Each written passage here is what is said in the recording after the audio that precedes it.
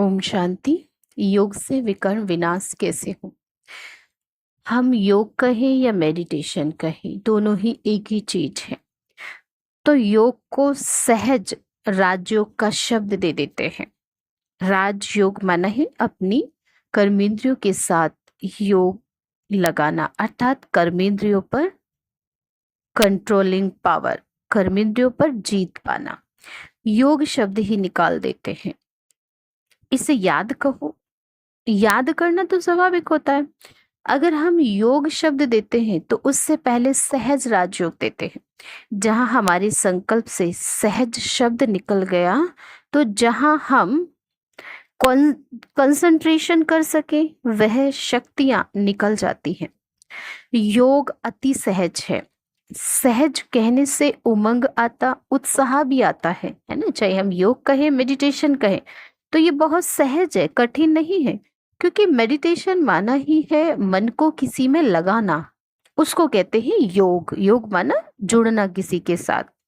अगर किसी के मन में यह बैठ जाए, यह सहज है, ऐसा कहने से शक्तियां जागृत होती हैं। जब हम कहते हैं बहुत कठिन है, कैसे कर पाएंगे, कैसे होगा, तो बहुत मुश्किल लगता है। लेकिन जैसे ही हमने अपने मन के अंदर एक थॉट क्रिएट कर लिया कि नहीं ये सहज है और हो जाएगा, तो अपने आप ही हमारे अंदर की जो सोई हुई शक्तियां होती हैं वो जागृत होने लगती हैं। और जब वो शक्तियां जागृत होने लगती हैं तो हमारा जो कर्म है वो ठीक होने लग जाता है।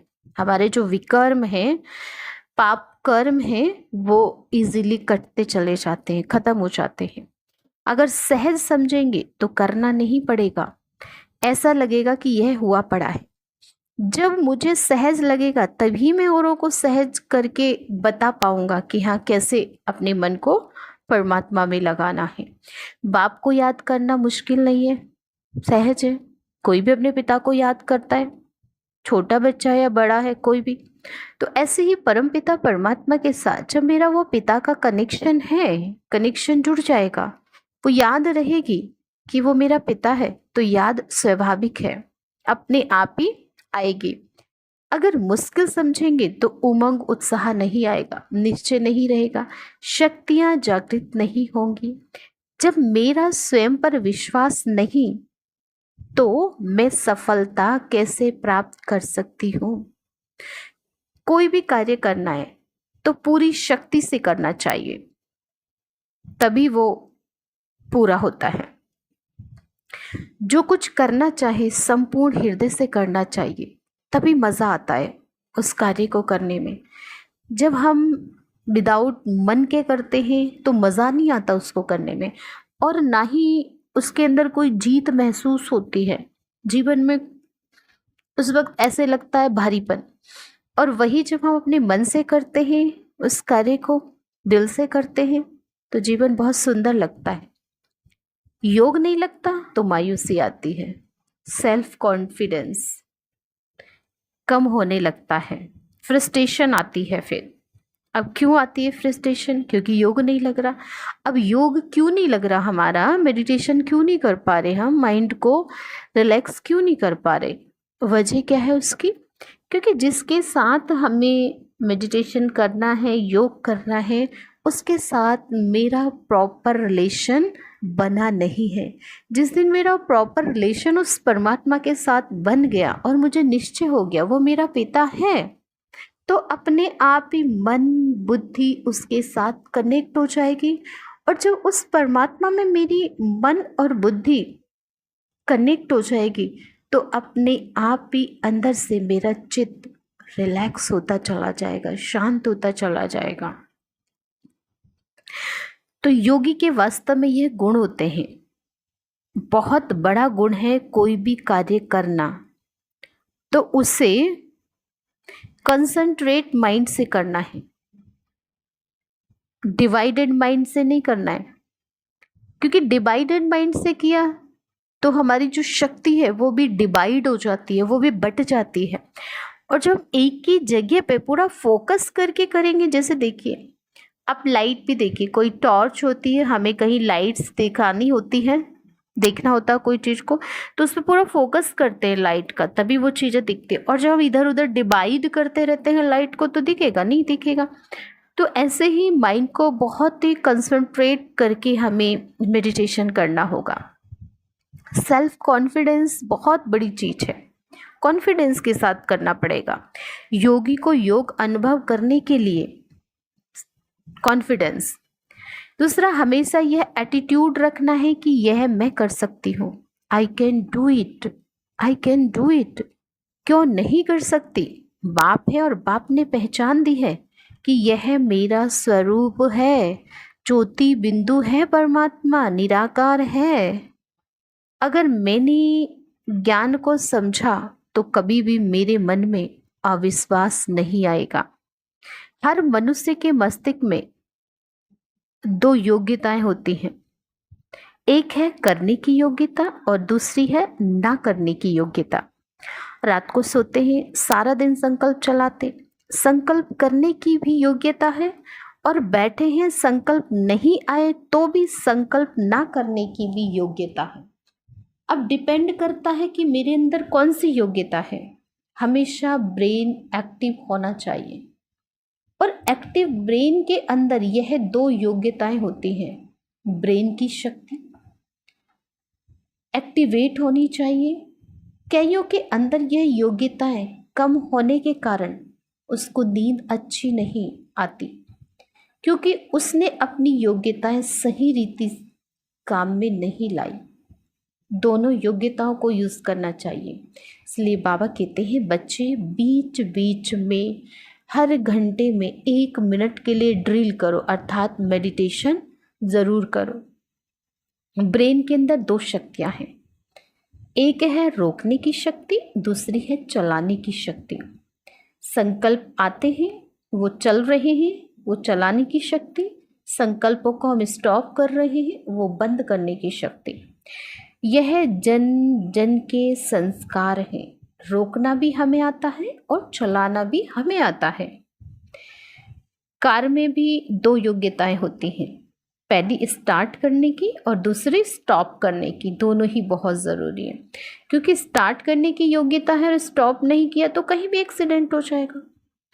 तो वही सेम सिचुएशन आज इंसान के साथ है। स्टार्ट करना तो आ गया लेकिन स्टॉप करना नहीं आ रहा, फिर जिसका कारण होता है डिप्रेशन अर्थात एक्सीडेंट। तो देह संबंध, देह की दुनिया के संकल्प रोकना, यह रोकने की शक्ति है, और मैं शुद्ध आत्मा हूं, यह चलाने की शक्ति है। जैसे कोई चीज होती है, हार्ट रेट भी है, संबंधी है, व्यापार है, शरीर है, तो योग क्या चीज है? तो उस समय यह याद न कर यह समझना है कि मैं आत्मा हूं, I am a peaceful soul, I am a pure soul, माना उसको रोकना है। और मैं आत्मा हूं यह चलाना है। जब ये चलने लग जाएगा कि मैं आत्मा हूं, I am a soul, I am a soul, I am a peaceful soul, तो जो दूसरी चीजें चल रही हैं वो ऑटोमेटिक रुकती चली जाएंगी।